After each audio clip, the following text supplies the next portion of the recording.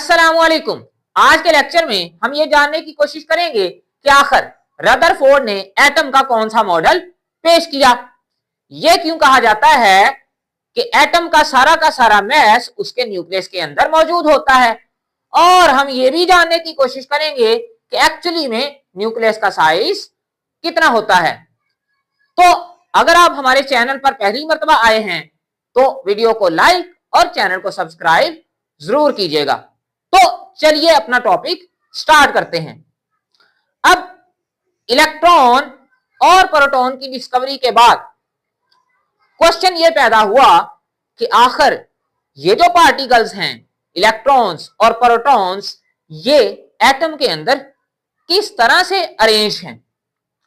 तो इस सवाल का जवाब 1911 के अंदर लॉर्ड रदरफोर्ड ने दिया।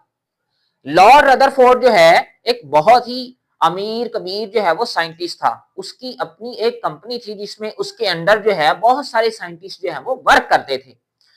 तो लॉर्ड रदरफोर्ड जो है इसने मशहूर जमाना गोल्ड फॉइल एक्सपेरिमेंट करवाया। गोल्ड फॉइल एक्सपेरिमेंट में उसने क्या किया, उसने एक गोल्ड की फॉइल ली। गोल्ड फॉइल हम कहते हैं एक बिल्कुल बारीक सी लेयर, जैसे एक बिल्कुल बारीक कागज होता है। कितनी बारीक लेयर ली उसने 0.00004 सेंटीमीटर इतनी थिक गोल्ड की फॉइल ली। गोल्ड की फॉइल इस वजह से ली क्योंकि जो गोल्ड है वो मोस्ट मैलिएबल और डक्टाइल मेटल है, मतलब इसकी सबसे बारीक शीट्स जो हैं वो बनाई जा सकती हैं और सबसे बारीक वायर भी गोल्ड की ही बन सकती हैं। तो इसी वजह से उसने गोल्ड की फॉइल यूज की। उसने गोल्ड फॉइल ली और उसके इर्द गिर्द या उसके सामने एक स्क्रीन लगा दी और उस स्क्रीन के ऊपर उसने जिंक सल्फाइड की एक कोटिंग कर दी, एक लेयर चढ़ा दी। उसने क्या किया, उसने एक रेडियो एक्टिव सब्सटेंस लिया। रेडियो एक्टिव सब्सटेंस एक ऐसा सब्सटेंस है जो रेडिएशन खारिज करता है। जो रेडियम है वो अल्फा पार्टिकल्स जो है उनको खारिज करता है। इसने क्या किया, इसने अल्फा पार्टिकल्स की एक स्ट्रीम को, एक नदी को गोल्ड फॉइल के ऊपर हिट करवाया। तो ये था, बस इतना ही इसने एक्सपेरिमेंट किया। अब इसने क्या ऑब्जर्व किया, इसने ये ऑब्जर्व किया that most of the particles passed through the foil undeflected. तो जो गोल्ड फॉइल थी उसमें से ज्यादातर पार्टिकल्स अनडिफ्लेक्टेड गुजर गए, बगैर मुड़े ही गुजर गए। ठीक है, बगैर मुड़े मतलब बिल्कुल सीधे गुजर गए। ऑलमोस्ट आप यूं कह लें कि 98% पार्टिकल्स जो हैं वो बगैर मुड़े ही गुजर गए। Only a few were deflected and very few bounced back.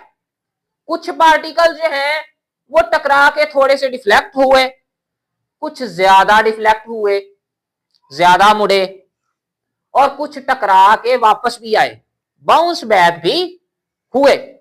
अब सवाल ये पैदा हुआ है, मैंने यहां पे आपको बताया कि उसने स्क्रीन लगाई हुई थी और उसके ऊपर जिंक सल्फाइड की कोटिंग की हुई थी।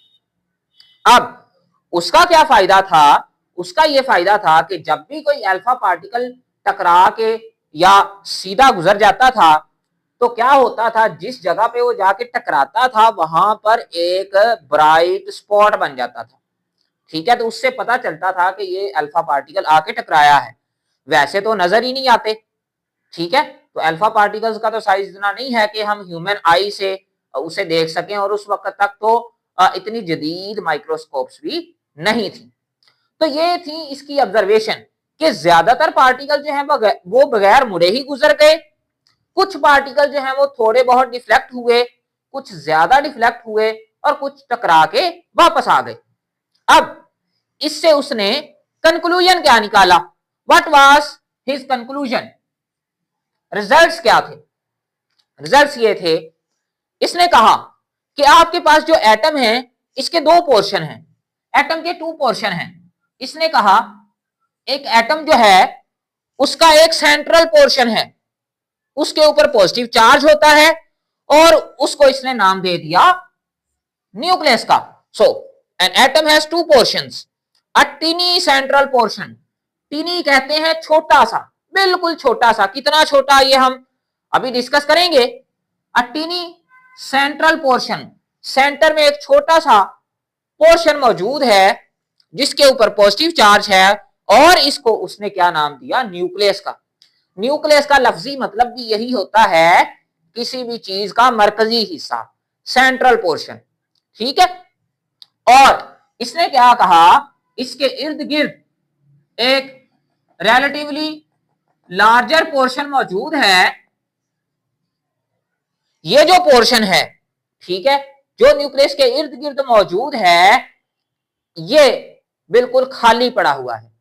Most of the volume occupied by an atom is empty, और इसको उसने नाम दे दिया एक्स्ट्रा न्यूक्लियर पोर्शन, यानी कि ये न्यूक्लियस का एक्स्ट्रा पोर्शन है।